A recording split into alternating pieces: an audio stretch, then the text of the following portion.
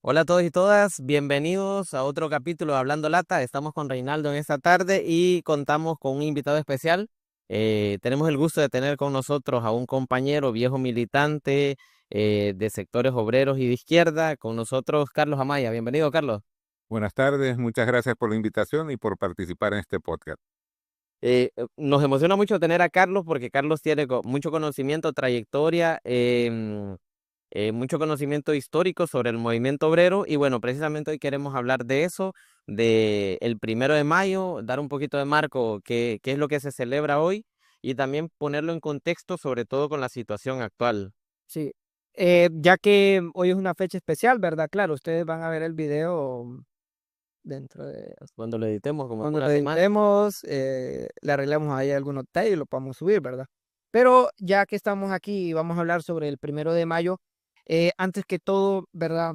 Hacerle la pregunta al compañero sobre cuándo es el origen o por qué se da la cuestión del 1 de mayo, qué repercusión tiene esa fecha para los trabajadores.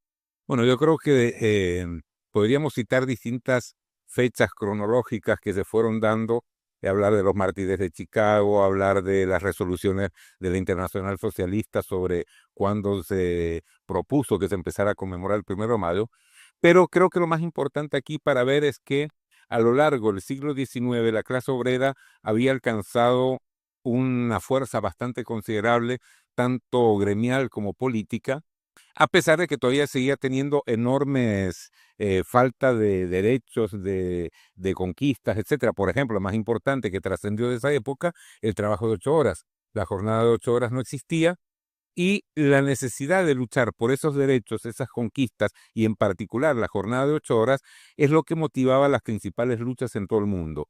La concepción en esa época que tenían los obreros, sobre todo vinculados a los partidos socialistas, anarquistas y de izquierda en general, era que la lucha del trabajador no era una lucha aislada, sino que era una lucha unificada tanto nacional como internacionalmente. De hecho, los trabajadores en esa época de grandes migraciones, los trabajadores en los distintos países tenían distintas nacionalidades. Y eso los llevó entonces a plantearse la idea de que la lucha por la jornada de 8 horas debía ser una lucha internacional, no solamente una lucha en un país, no solamente de una fábrica, sino de todos los trabajadores porque enfrentaban la misma problemática en Estados Unidos, en Europa, en Sudamérica, en distintas partes del mundo. Y de esa manera se fueron dando distintas luchas con una organización internacional como la Internacional Socialista, le facilitó que se propusiera la fecha, el 1 de mayo, para la conmemoración. En esa época no eran desfiles como los que estamos acostumbrados. Salir a luchar por la jornada de 8 horas significaba enfrentarse a las fuerzas represivas, significaba desafiar el sistema. Y eso llevó a que en Chicago se dieran los enfrentamientos en los cuales acusaron a los participantes en la marcha de haber tirado unas bombas, los juzgaron totalmente favorable a la patronal y decidieron condenarlos a muerte. Entonces, ese momento simbólico es el que se toma como referencia fundamental del 1 de mayo, pero eso es parte de un proceso de lucha que estuvo en el siglo XIX, que continuó en el siglo XX. Recordemos, por ejemplo, todas las luchas previas a la Revolución Rusa. ¿m? La Revolución Rusa es consecuencia de un conjunto de luchas de los trabajadores rusos por obtener conquistas, por luchar por la paz en contra de la guerra que se daba en esos momentos, y todo ese proceso de luchas que a veces sobresalía un país. Por ejemplo, en la década de 1910 al 20 fue Rusia, en otra década fue Estados Unidos, en otra fueron Europa. Tenía una característica común, que era la lucha por los derechos de los trabajadores, que eran intereses comunes en distintas partes del mundo. Entonces, ese es el verdadero origen, digamos, del- de la conmemoración de esta fecha, que era una jornada de lucha por las reivindicaciones que tenían los trabajadores, con una característica que era internacional. Y también sería bueno hacer como una reflexión, porque lo escuchamos y lo vemos. De hecho, hoy lo veíamos en un canal de los oficiales del Estado. No es el Día del Trabajo, o sea, no se está conmemorando el trabajo. Tampoco es el Día del Trabajador, es el Día Internacional de los Trabajadores, viendo a los trabajadores como un colectivo, como una clase social, como una organización, no el trabajador como un individuo aislado. ¿Mm? ¿Por qué digo esto? Porque si ustedes miran los canales de televisión, dicen es el Día del Trabajador, en algunos casos, otros días dicen es el Día del Trabajo, y terminan sacando al trabajador individual, a la señora que hace tortillas, al trabajador que vende guineos, es decir, son trabajadores.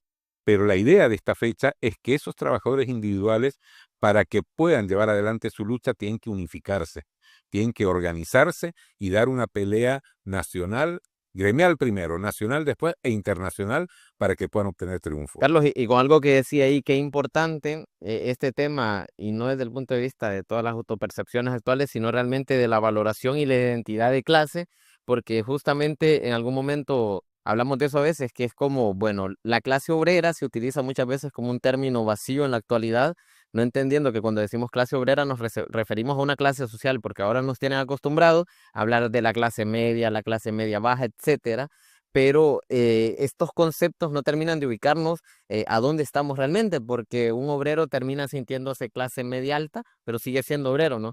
Entonces, qué importante volver a esos viejos conceptos marxistas de decir, bueno, la clase obrera es porque tienen características en común. Así es, si nos vamos a Marx, que es la fuente, digamos, para entender estos conceptos, él hablaba de proletariado.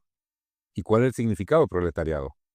Proletariado es aquel que no tiene nada, salvo su prole. Su prole son su familia, sus hijos.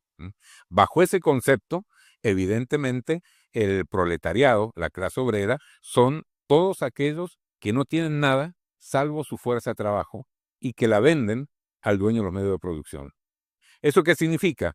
Que aquel que recibe un salario está englobado en la clase obrera. ¿Mm? Por ejemplo, un doctor. ¿Mm? Un doctor que tiene clínica propia es distinto a un doctor que trabaja en una clínica del Estado o una clínica privada. ¿Mm? ¿Por qué? Porque el que tiene clínica propia define sus condiciones de trabajo, define sus ingresos y define lo que va a hacer de su vida. El que le vende su fuerza de trabajo al Estado o a otro doctor que tiene clínica no puede poner tantas condiciones. Es el que pone su trabajo y gana muchísimo menos que aquel que puso la clínica propia. ¿Mm? ¿Cuál es la diferencia? Que evidentemente el doctor se va a considerar una eminencia distinta a la de un obrero bananero, para poner el caso de Honduras, aunque está vendiendo su fuerza de trabajo de la misma manera. Sí. Y una cosa que hay que destacar es que em, cuando ya surge lo que fue la revolución industrial, ¿verdad? Se da la migración masiva de los campesinos, ¿verdad? A las grandes ciudades para que las fábricas absorbieron esa masa laboral. En sí, la revolución industrial generó avances, porque lo generó, pero viene el cuestionamiento, que surgieron otros problemas, como por ejemplo salarios que no satisfacían las necesidades básicas de los trabajadores, que también no tenían derechos, por ejemplo, si sufrían un accidente en la fábrica. O sea, todo eso, y retomando la pregunta, ¿verdad? Es importante porque debido a las luchas de los trabajadores internacional, llevó a que nosotros hoy en día gocemos de esos derechos y que han ido en aumento, pero debido a las Sí, luchas. cada momento histórico en la historia de la humanidad ha significado avances, ¿m? Pero ese avance va acompañado de nuevas problemáticas. Sobre todo, ¿por qué razón? Porque hasta ahora, salvo en la prehistoria, todo el resto de la historia ha sido la historia de la lucha de clases. Es decir, han sido señores dueños de esclavos contra esclavos, han sido señores feudales contra campesinos, Entonces, han sido burgueses contra obreros, trabajadores asalariados. Mientras la sociedad esté dividida en clases sociales, siempre va a haber lucha de clases, siempre. ¿Por qué? Porque un sector está explotando al otro y el otro, para poder vivir, necesita luchar, porque de lo contrario va a desaparecer como clase social. Y qué importante traer estos conceptos de lucha de clases, que es otro concepto convenientemente olvidado, ¿no? Porque a veces nos hacen pensar, incluso a la gente ahora con el emprendimiento, por ejemplo, le venden la idea, mire, usted puede ser como aquel empresario. Entonces, eso tiene que ver con la pérdida de identidad de clase, porque existió un momento donde ser obrero era un tema de orgullo, era, esta es mi clase social, esto soy, y no era vendernos la fantasía de puede llegar a ser aquello, ¿verdad? Entonces, la lucha de clases, efectivamente, y la entrada monumental de Marx en el Manifiesto Comunista es precisamente describir eso. O sea, la historia de la humanidad ha sido lucha de clases y actualmente seguimos en la lucha de clases, aunque en el discurso que se vende afuera se intenta mostrar que no, que esto es otra cosa, que porque es el discurso actual, es como, bueno, la lucha de clases ya terminó y estamos viviendo otra cosa, ese marxismo quedó atrás. Pero yendo un poco más a lo específico con Honduras, Carlos, quisiéramos hablar, bueno,